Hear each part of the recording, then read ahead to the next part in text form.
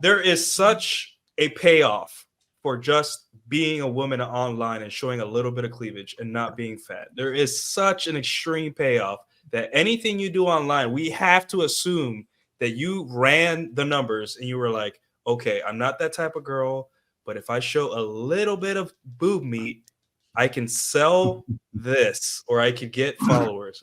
And that's a rational thing for a guy to think. But they don't want us to think that. They think we're dumb, right? So in terms of this redhead chick, right? That was a really good video in illustrative of your point, Nuke. That was a good find. Well, the point was that it's not only a OnlyFans chick to being a like those are both extremes.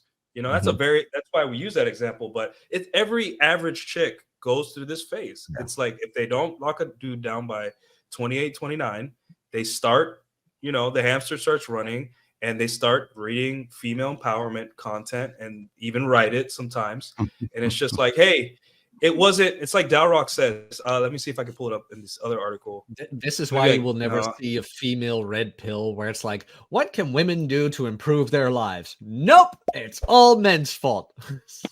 You are be more picky. That's usually their epiphany. Yeah. That's basically what it comes down to. Can you imagine a female Aaron Clary writing Bachelorette Pad economics? God, that'd be hot.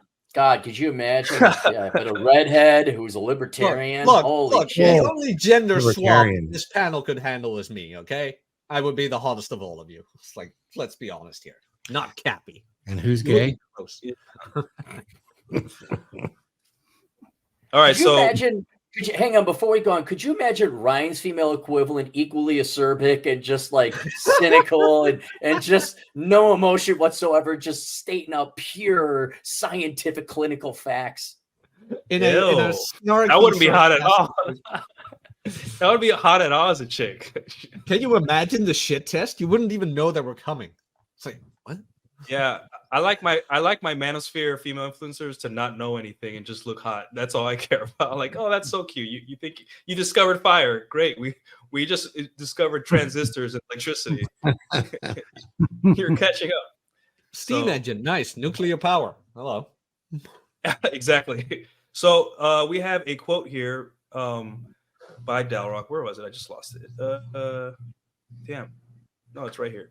So basically, it's the same chick, right? Wendy Griffith. What was Griffith's epiphany after failing for decades to find a husband? She wasn't picky enough, right? And that's the hardest part for guys to swallow about women's epiphany phase, that they literally tell us to our faces, hey, the reason I like Dalrock says, I didn't waste 1 ounce of my best years for, you know, having children and whatever, youth and beauty, right, on you was because I wasn't picky enough. I was fooled 200 times, right? And that's that big gaslighting. We're seeing this on a bigger scale because now the Christian men are coming to this redhead chick's aid to be like, no, we should forgive her, you know? Like, and the biggest problem I see about this is that the pastor that tells you to forgive her, the internet pastors and Christian dudes, the weirdos, the podcast, your friends and family, they all tell you, hey,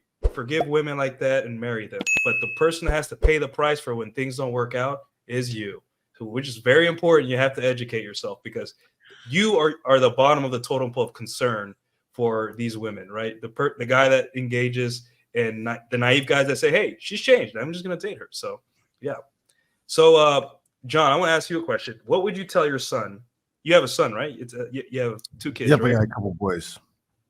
So what would you tell your kids about how they should go about vetting the new women now? Like, what would you tell them about the epiphany phase? How would you explain that to them? Don't date about 25. Yeah, they're that's an easy one. I'm probably gonna have to have a talk with the older one because he's getting to that age. Girls might be interesting next year. Okay. So, yeah. You know, mostly I'm trying to lead with example, right? So he's known that, you know, I've had other women around, that I've dated a couple girls, I speak with them often about, you know, my beliefs on dating and getting married and stuff like that. You know, that they can do whatever they want to. That's their lives.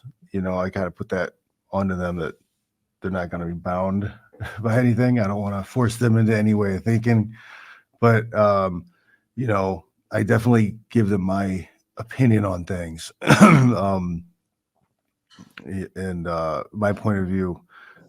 But yeah, that's I gotta I gotta think about exactly how I want to present my son, you know, with dating, you know, because now these girls are all gonna have OnlyFans or their Instagram ass shot things. Who knows what their parents are letting them post.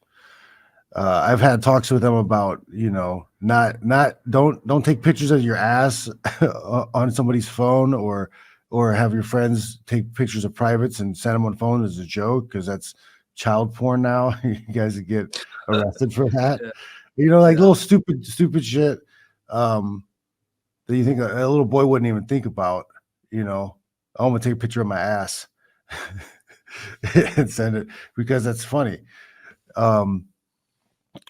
But yeah, I don't know, man. That's a little scary, you know, thinking about, because some of these kids you see already have their phones. They're you know, 5th grade, 6th grade, and they already have a smartphone.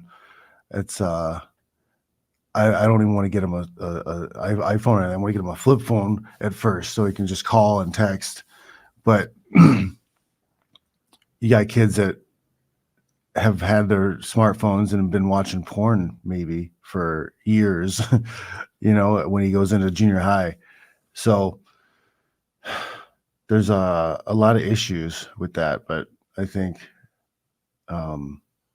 just staying ahead of a lot of stuff and just talking with them openly, giving them a chance to be able to speak with me freely about what's going on, I think will help me deal with a lot of that stuff coming down the pipe.